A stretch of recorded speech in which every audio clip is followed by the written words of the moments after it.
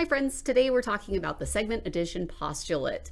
Now, before we go any further into the actual explanation of what our segment addition postulate is, I wanted to really quick just touch base on postulates versus theorems. Both of these things are true, but postulates are so obvious that we don't need to prove them true, whereas theorems, you have to prove that those are true. So something that is so obvious that we don't even have to prove it, that's a postulate. And that's exactly what our segment addition postulate is going to be today. So here's what it looks like. If A, B, and C are collinear on the same line, and B is between A and C, then AB plus BC equals AC. So this guy plus this short guy equals the total one. That's all that there is to the segment addition postulate. Hey, add these two things together, you get the whole big shebang. All right, so let's do some practice problems. If you haven't already, grab your notebook. We're going to talk about these.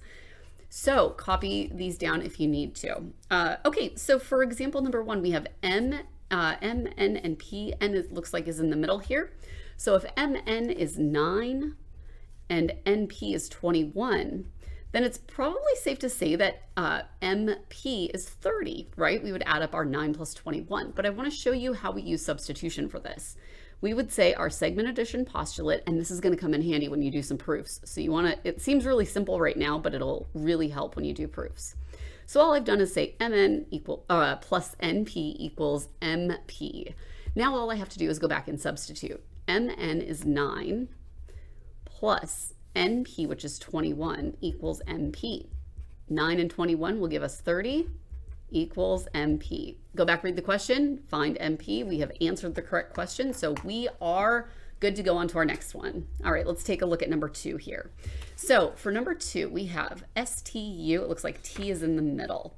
If SU is 27 and TU is 5, find ST. Okay, well again, let's use our segment addition postulate to write a sentence here. We're going to say ST plus TU equals SU.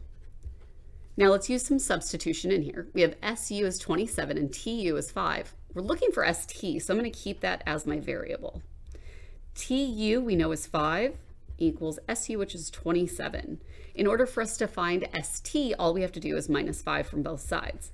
When we do that, we get ST equals 22. Go back, read the question. It says find ST. That is what we have done. So we have answered this question. Okay, 2 more and then we can move on. So for our, let's do this example 3 here.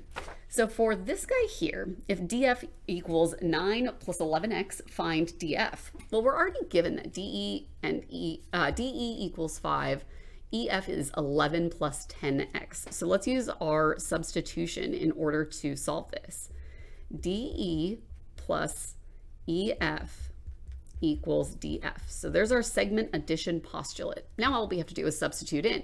DE is 5 plus EF, which is 11 plus 10x, equals DF, which is 9 plus 11x. All right, let's combine some like terms. We get 16 plus 10x equals 9 plus 11x. Let's minus 10x from both sides. And then we end up with 16 equals 9 plus 11 minus 10 is just x.